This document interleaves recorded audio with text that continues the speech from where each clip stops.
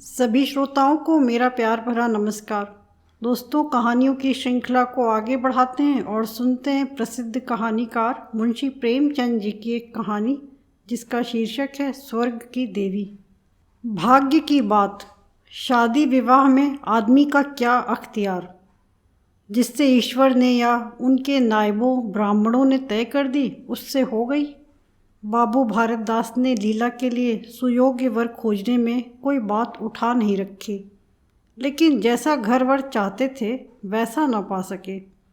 वह लड़की को सुखी देखना चाहते थे, जैसा हर एक पिता का धर्म है, किंतु इसके लिए उनकी समझ में संपत्ति सबसे ज़रूरी चीज़ थी। चरित्र या शिक्षा का स्थान गौण था। चरित्र तो किसी के माथे पर लिखा नहीं रहता, और शिक्षा का आजकल के ज़माने में मूल्य ही क्या। हाँ, संपत्ति के साथ शिक्षा भी हो तो क्या पूछना। ऐसा घर उन्होंने बहुत ढूंढा पर न मिला। ऐसे घर हैं ही कितने जहाँ दोनों पदार्थ मिलें। दो चार मिले भी तो अपनी बिरादरी के न थे, बिरादरी भी मिली तो जायज़ा न मिला, जायज़ा भी मिला तो शर्तें न हो सकीं। इस तरह मजबूर होकर भारतदास को लीला का विवाह लाला संत सरन के लड़के सीता सरन से करना पड़ा।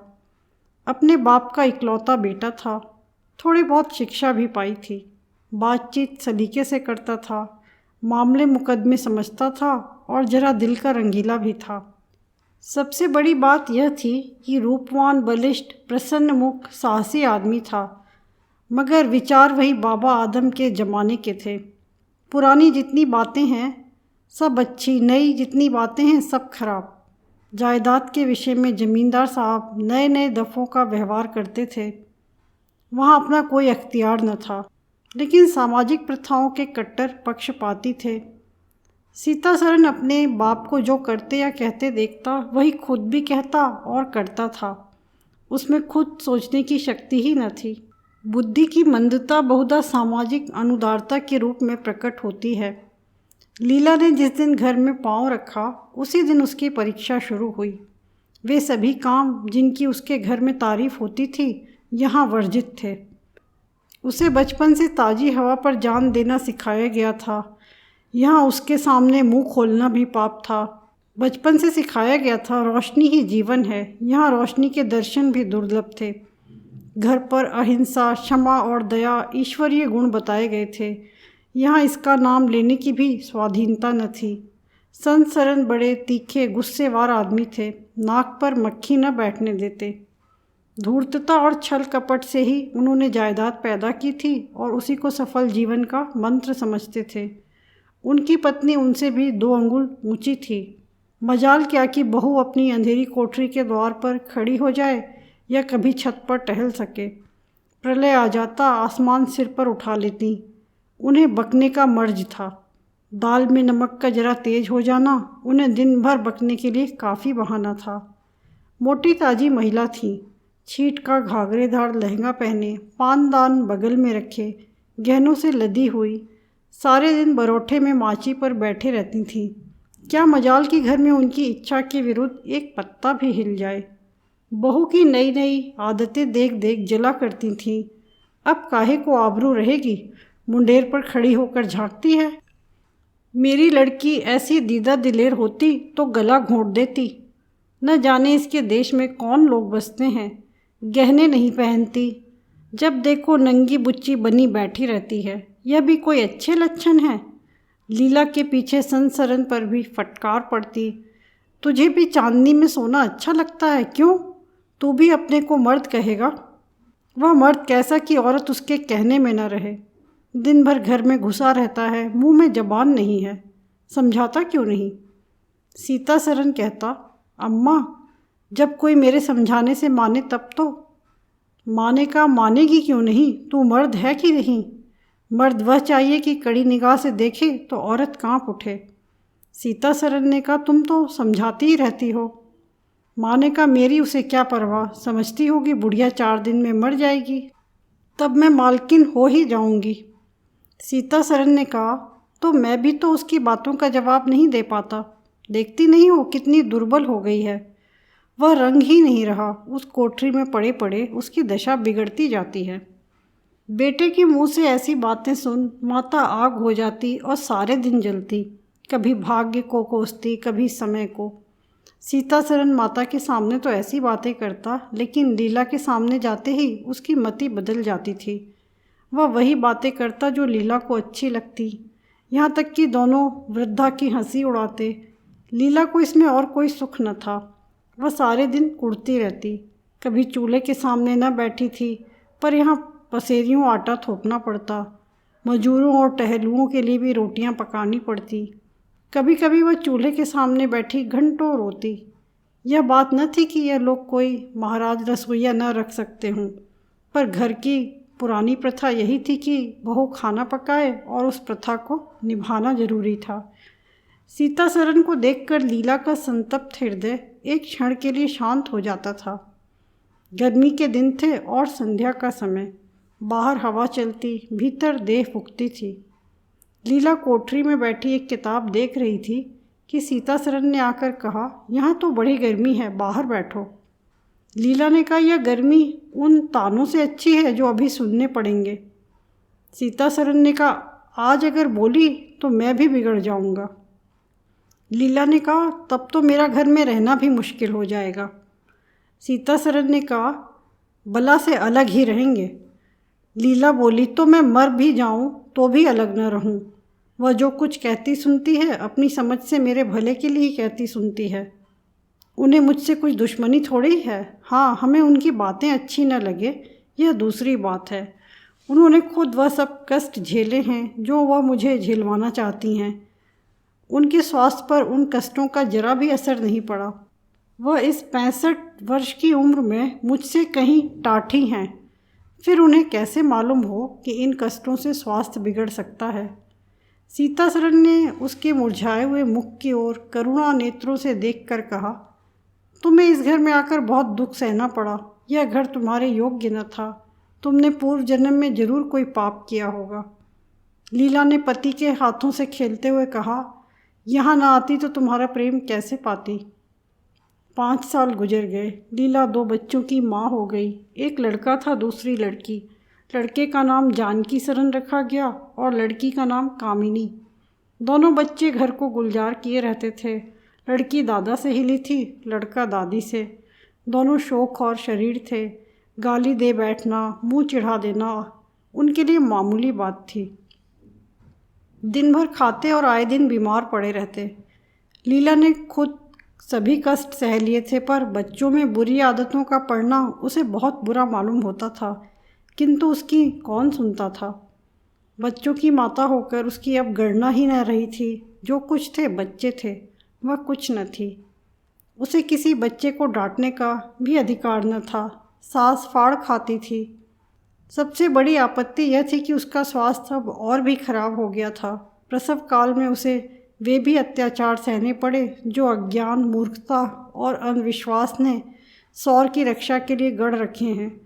उस काल कोठरी में जहाँ हवा का गुजर था, न प्रकाश का न सफाई का, चारों ओर दुर्गंध और सील की गंदगी भरी हुई थी, उसका कोमल शरीर सूख गया। एक बार जो कसर रह गई थी वह दूसरी बार पूरी हो गई। चेहरा पीला पड़ गया, आंखें धंस गईं। ऐसा मालूम होता था बदन में खून ही नहीं रहा, सूरत ही बदल गई। गर्मियों के दिन थे, एक तरफ आम पके, दूसरी तरफ खरबूजे। इन दोनों फलों की ऐसी अच्छी फसल पहले कभी न हुई थी। अब कि इनमें इतनी मिठास न जाने कहाँ से आई थी कि कितना ही खाओ मन न भरे। संतसरन के इलाके से आम और तरबूज के टोकरे भरे चले आते थे। सारा घर खूब उछल उछल खाता था। बाबू साहब पुरानी हड्डी के आदमी थे। सवेरे 1 सैकड़े आमों का नाश्ता करते, फिर पसेरी भर खरबूजे चट कर जाते। मालकिन उनसे पीछे रहने वाली न थी। उन्होंने तो एक वक्त का भोजन ही बंद कर दिया था। अनाज सड़ने वाली चीज़ नहीं, आज नहीं कल खर्च हो जाएगा। आम और खरबूजे तो एक दिन भी नहीं ठहर सकते। शुद्धनी थी और क्या। यूँ ही हर साल दोनों चीज़ों की रेलपेल होती थी, पर किसी को कभी कोई शिकायत ना होती थी। कभी पेट में गिरानी मालूम हुई तो हड़ की फंकी मार ली। एक दिन बाबू संतसरन के पेट में मीठा मीठा दर्द होने लगा। आपने उसकी परवाह न की, आम खाने बैठ गए। सैकड़ा पूरा करके ही उठे थे कि कै हुई, गिर पड़े। फिर तो तिल तिल करके कै और दस्त होने लगे। हैजा हो गया।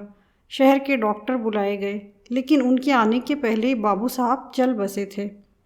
रोना पीटना मच गया। संध्या होते होते लाश घर से निकली। लोग दाह क्रिया करके आधी रात को लौटे तो मालकिन को भी कै और दस्त हो रहे थे। फिर दौड़ धूप शुरू हुई, लेकिन सूर्य निकलते निकलते वह भी सिधार गईं। स्त्री पुरुष जीवन पर्यंत एक दिन के लिए भी अलग न हुए थे। संसार से भी साथ ही साथ गए। सूर्यास्त के समय पति ने प्रस्थान किया, सूर्योदय के समय पत्नी ने। लेकिन मुसीबत का अभी अंत न हुआ था। लीला तो संस्कार की तैयारियों में लगी थी। मकान की सफाई की तरफ किसी ने ध्यान न दिया। तीसरे दिन दोनों बच्चे दादा दादी के लिए रोते रोते बैठके में जा पहुँचे। वहाँ एक आले पर खरबूजा कटा हुआ पड़ा था। 2-3 कलमी आम भी रखे थे। इन पर मक्खियाँ भिनक रही थीं। जानकी ने एक तिपाई पर चढ़कर दोनों चीज़ें उतार लीं और दोनों ने मिलकर खाईं। शाम होते होते दोनों को हैजा हो गया और दोनों माँ बाप को रोता छोड़ चल बसे। घर में अंधेरा हो गया। 3 दिन पहले जहाँ चारों तरफ चहल पहल थी, अब वहाँ सन्नाटा छाया हुआ था। किसी के रोने की आवाज़ भी सुनाई न देती थी। रोता ही कौन? ले दे के कुल 2 प्राणी रह गए थे और उन्हें रोने की सुधि न थी। लीला का स्वास्थ्य पहले भी कुछ अच्छा न था, अब तो वह और भी बेजान हो गई। उठने बैठने की शक्ति भी न रही। हरदम खोई सी रहती।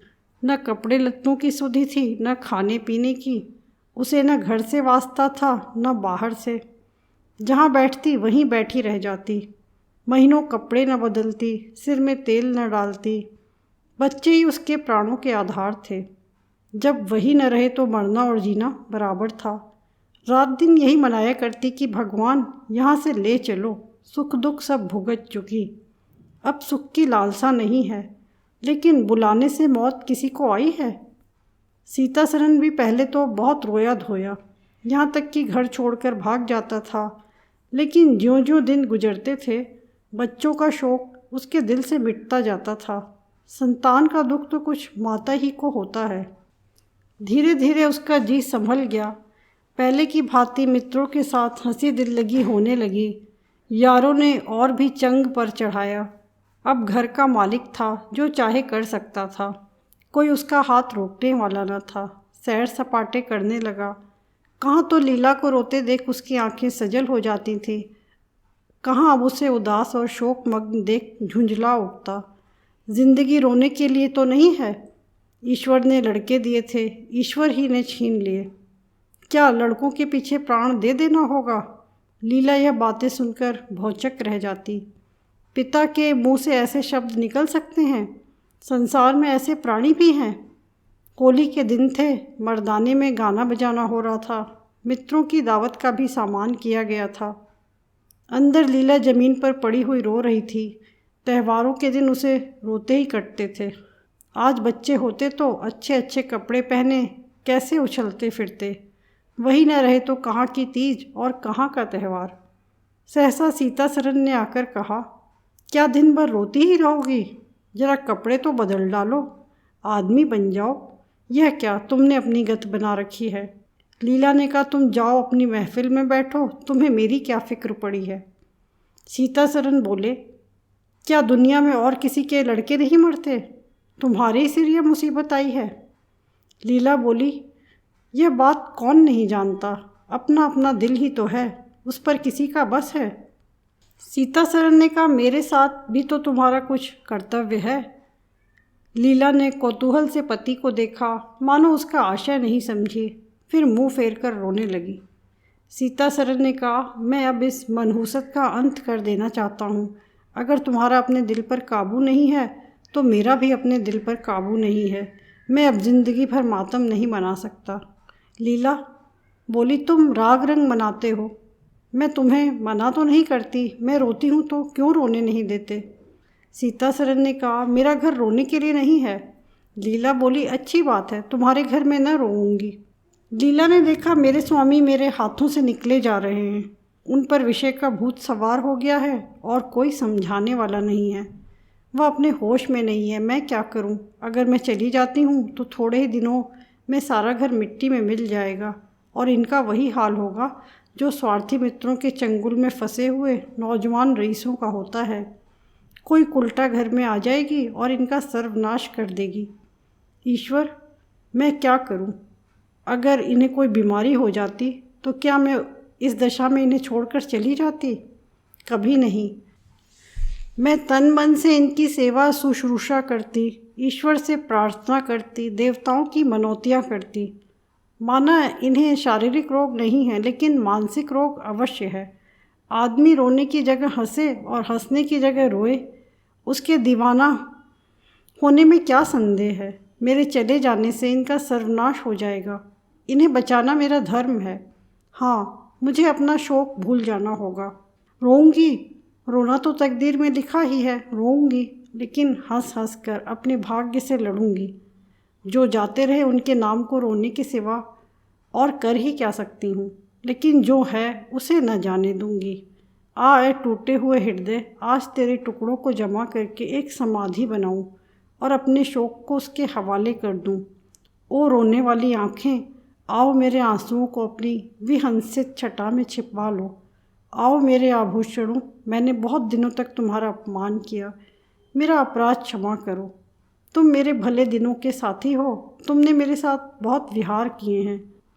अब इस संकट में मेरा साथ दो, मगर दगा न करना, मेरे भेदों को छिपाए रखना। लीला सारी रात बैठी रही और अपने मन में यही बातें करती रही। उधर मर्दाने में धमा चौकड़ी मची हुई थी। सीतासरन नशे में चूर कभी गाता था, कभी तालियां बजाता था। उसके मित्र लोग भी उसी रंग में रंगे हुए थे।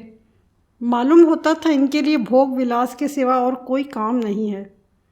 पिछले पहर को महफिल में सन्नाटा हो गया। हुहा की आवाज़ें बंद हो गई। लीला ने सोचा, क्या लोग कहीं चले गए या सो गए? एकाएक सन्नाटा क्यों छा गया? जाकर दहलीज में खड़ी हो गई और बैठक में झांक कर देखा। सारी देह में एक ज्वाला सी दौड़ गई। मित्र लोग विदा हो गए थे। समाजियों का पता न था। केवल एक रमणी मसनद पर लेटी हुई थी और सीतासरन उसके सामने झुका हुआ उससे बहुत धीरे धीरे बातें कर रहा था। दोनों के चेहरों और आँखों से उसके मन के भाव साफ झलक रहे थे। एक की आँखों में अनुराग था, दूसरे की आँखों में कटाक्ष। एक भोला भाला हृदय एक मायाविनी रमणी के हाथों लूटा जाता था। लीला की संपत्ति को उसकी आंखों के सामने एक छलनी चुराए लिए जाती थी। लीला को ऐसा क्रोध आया कि इसी समय चलकर इस उल्टा को आड़े हाथों लूँ, ऐसा दुत्कारूं कि वह भी याद करे, खड़े खड़े निकाल दूँ। वह पत्नी भाव जो बहुत दिनों से सो रहा था जाग उठा और उसे विकल करने लगा, पर उसने जब्त किया। वेग से दौड़ती हुई तृष्णाएं अकस्मात न रोकी जा सकती थी। वह उल्टे पांव भीतर लौट आई और मन को शांत करके सोचने लगी। वह रूप रंग में, हाव भाव में, नखे तिल्ले में उस दुष्ट की बराबरी नहीं कर सकती। बिल्कुल चांद का टुकड़ा है, अंग अंग में स्फूर्ति भरी हुई है, पोर पोर में मद झलक रहा है। उसकी आंखों में कितनी तृष्णा है, तृष्णा नहीं बल्कि ज्वाला। लीला उसी वक्त आईने के सामने गई। आज कई महीनों के बाद उसने आईने में अपनी सूरत देखी। उसके मुख से एक आह निकल गई। शोक ने उसकी काया पलट कर दी थी। उस रमणी के सामने वह ऐसी लगती थी जैसे गुलाब के सामने जूही का फूल। सीतासरन का खुमार शाम को टूटा। आंखें खुली तो लीला को खड़ी मुस्कुराते देखा। उसकी अनोखी छवि आंखों में समा गई।